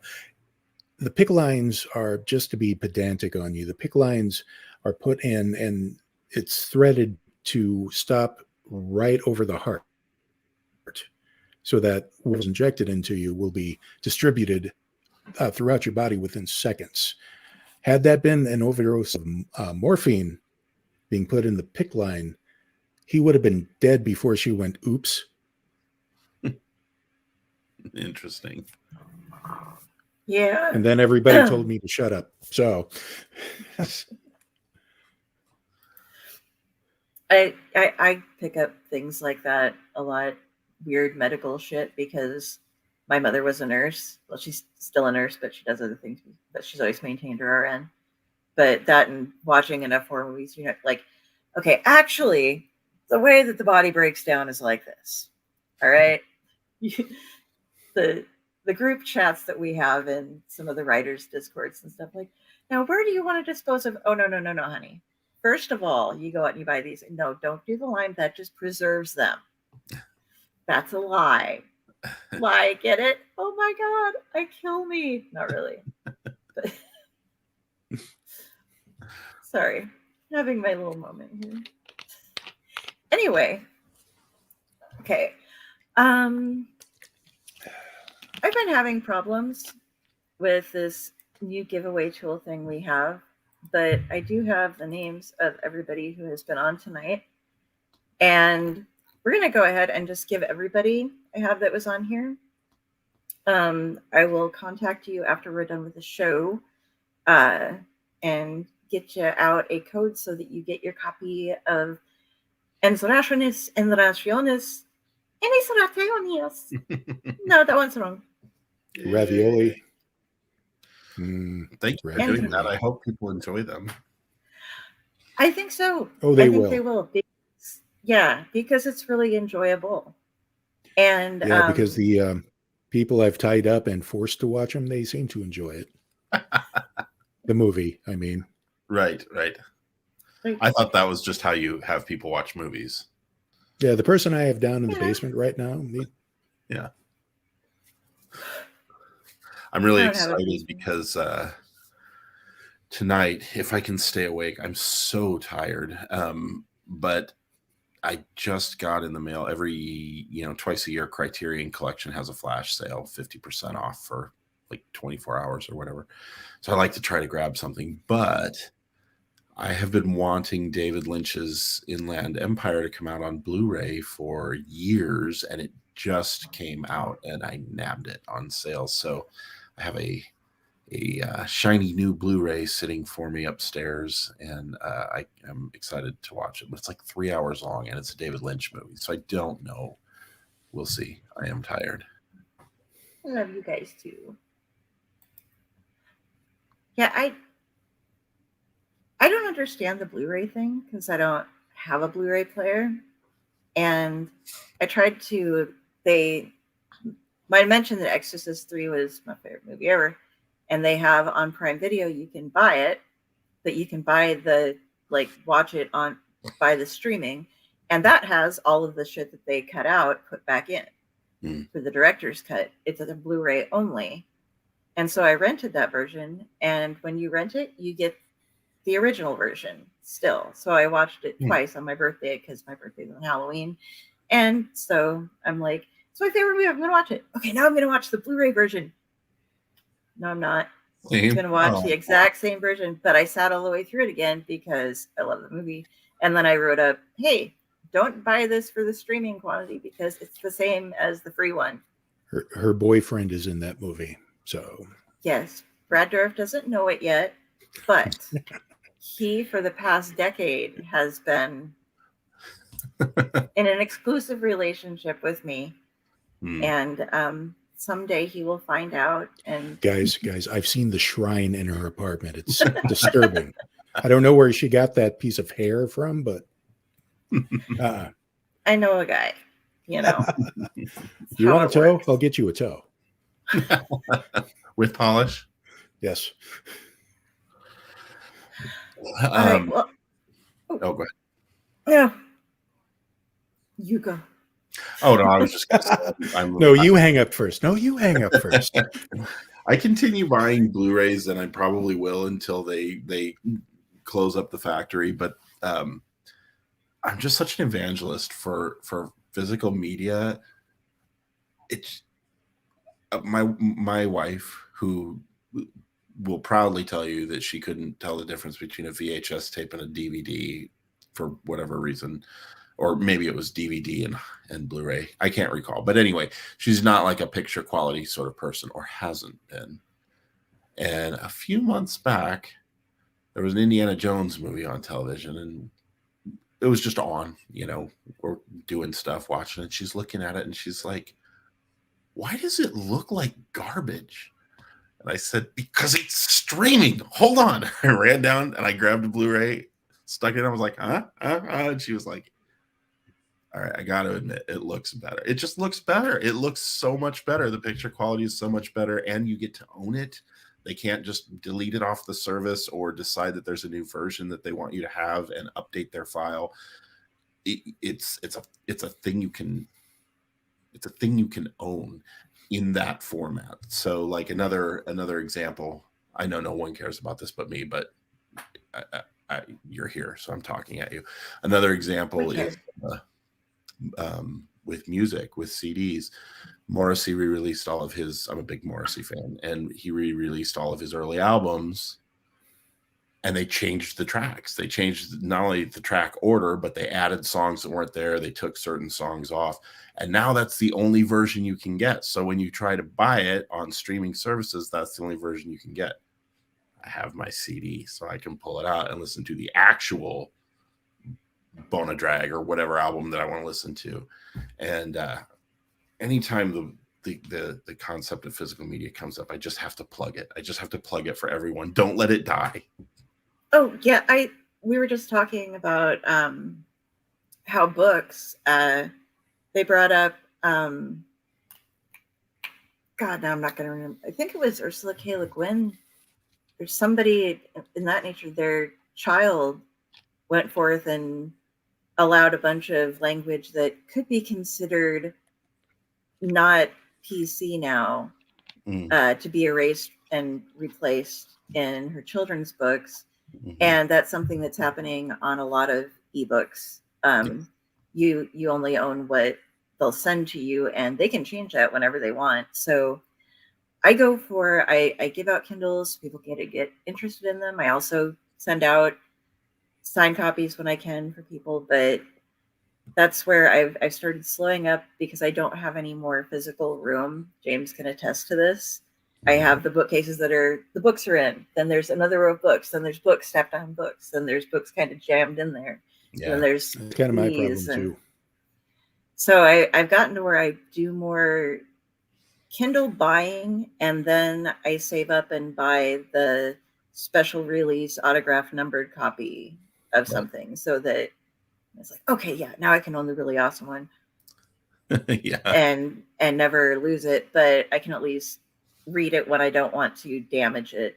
I sniff it, I hug it, Yeah. I give it love, then I rebubble wrap it and put it up in the closet for a while. I do. I make don't sweet, have. sweet love to it. That I would don't, damage it. I don't have any. Wow, that was a visual. I don't have any problem with digital media as a secondary, like a backup. Like, I love it when I can buy a Blu-ray and it comes with a streaming version, so that if I want the convenience and I can just pop it on my phone or whatever it is, if I'm sitting at the dentist's office and I need to kill some time or something. But and same with Kindle. Like, I mean, I love my Kindle, and I've got a lot of books on there, but the books that I really, really love, I have also sitting on my shelf. So it's just a weird thing. I'm sure people like me won't exist, 15 years from now or whenever we die off. But there's just nothing like it. There's nothing like having a book in your hands, or a beautiful Blu-ray Oh, set yeah. that artwork and all of the stuff. It's the best. Okay, here's my one problem with Blu-ray still. I get where you're coming from, and I wish I owned a Blu-ray player. But it's that they release things directly to Blu-ray, and they don't put it on a regular DVD as well. So I can't buy it because I don't have any way to play it. Right. So I'm kind of like, Right. I don't know if I can get a Blu-ray adapter or something. As far as for me, I had to switch to just ripping all of the CDs that I had into MP files directly from my own owned stuff. And Paul, you've seen my collection before in the past, and even now, I'm fine with streaming, listening to it like that, especially with the reviews that I write. And if I find something that I know I'm going to want to listen to a lot in the future, I try to find, believe it or not, I've hopped onto the vinyl bandwagon again. And I don't think I don't take myself as a hipster in this, because that was the dominant form to listen to music when I was a kid, when I was starting to get into music. Vinyl, I understand why that is getting a revival. However, I'm trying to figure out, why are cassettes making a comeback? Because I didn't know they were. They were. Oh, they were. Like, indie bands would this is our cassette version. And since all the manufacturing plants are gone, they don't have like the bias noise reduction, all the special stuff that we had in the 80s and the 90s to play on. They're just like the stuff you get at the dollar store. Right. That pack, pack you Yeah. get in the cellophane and everything. It's just, I don't understand that. But when it comes to the books, it took me a long time. Wow. Sorry, I was trying to. You've seen that yellow? Somebody left it. They're the dresser people, which, Paul, you don't know about. The dresser people are these cryptids that happen to live in my house, in my apartment, and they steal my shit, and then they bring me new shit. And I'm always like, wow, like, okay, you took 3 lighters, but this was something that I never purchased that just showed up on my coffee table one day. Nice. Well, that, right? Carrie, that was the birthday gift I gave you a couple of years ago. It's part of the dresser people mythos. Oh, okay. Never mind. Anyway, no, but they do. I get weird shit like brought up and moving around and stuff. And one of the things James has seen is this like old time yellow cassette player Walkman. Oh yeah. That had a Tupac single in it. Nice. And so I'm just like, okay, but I saw it the other day and I was like going to be like, this thing, and apparently they took it back. They keep giving me Jell-O. Like, there's this there's this pack of Jell-O that expired in like the 90s, and I like get rid of it, and then it shows back up again. It's like some weird berry thing. I was going to say, though, as far as the Kindle goes, it took me a long time to actually get into that because I was a hardline, I like actual books. I like the fact that I can never say things like, my book just ran out of the batteries. And if I drop the paperback, I just pick it up and start reading it. I don't have to shell out $100 just to read again or download an app. Yeah. But it's, I once I got it, it's fantastic. I admit, comes in handy. I initially just wanted, like, I swore if anybody ever bought me a Kindle that I was, or anything like it, that I was just going to load up reaction gifs on it and just have them all like ready to go. And so when I'd be sitting out in public, if somebody would approach me and try speaking to me, I could have like long llama stare. Just seeing it happen. Then go back to whatever I was doing. That's funny. It's harder to get it to do it than you think. You have to like kind of push up. You have to be ready for it when people are coming to like, oh, that guy looks like he's going to get a slow clap. Yeah, let's get that one ready. That is definitely going to happen, isn't it? Where we're going to be able to just like wear a collar or something that will just project reaction gifs. We'll just think about which one we want, and people will just see it. I hope so. I also want to get like speaker. I might to get some Bluetooth speakers and some clothes, so I can walk around with my own theme track playing, and just like, oh, she's in a bad mood now, and I used have to it work change. I used to work with some kid at Raising Cane's who did that. He had a small little Bluetooth speakers cylinder, and he would just play. He was really big into the 8-bit core, where basically game music, and he would just play that loudly while he was doing the prep before we opened. It was just, he had his own soundtrack going. I'm old fashioned. I got to have my headphones and not bother people. Yeah, same. I like feel bad. I realize after I get up from my bed, like if I have to go to the bathroom, that nobody can hear my Kindle except for me. But I put it like right on the side of the wall so I can listen to it when I go to sleep. So it's projecting right in my ear. And I'm always like, oh, my neighbors are going to hate me because they're going to have to listen to Jeremy Irons reading this again. And then I realize, unless you're like 2 inches from it, you can't hear anything that's being played on this thing. But otherwise, I wear headphones where I just can't squish my head. But we're hitting in right at the 2-hour mark right now. So I think if you want to stick around, I'm going to let all y'all go. And I am so glad that we had you here. Paul, would you like to give everybody a shout out as to what to look for and where to find you and what all you have going on? Sure, thanks. So as mentioned earlier in the show, our second short film, The Walls Alike in Matting, is going to be available to watch this upcoming week. We will post it probably on our Vimeo page, and links will go out on all of our socials. So we are compendiapictures.com at the website, or on all of the socials, it's just Compendia Pics, Pics. So that's Compendia Pics on Instagram, Twitter, Facebook, whatever else is out there. I'm really bad at social media, so Patience handles all of that, and I'm sure she's on top of it. And James? I'm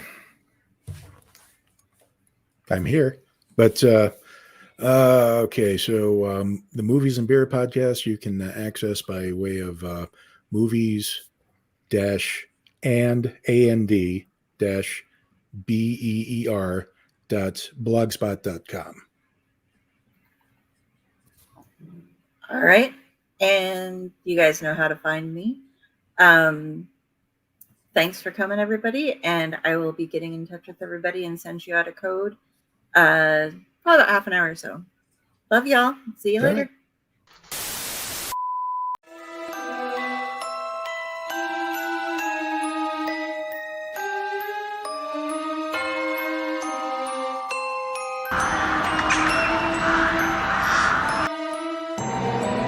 Steve Van Samson. Curtis M. Lawson, Paul Christian Glenn, Joshua Rex, Raz, Rob Smale,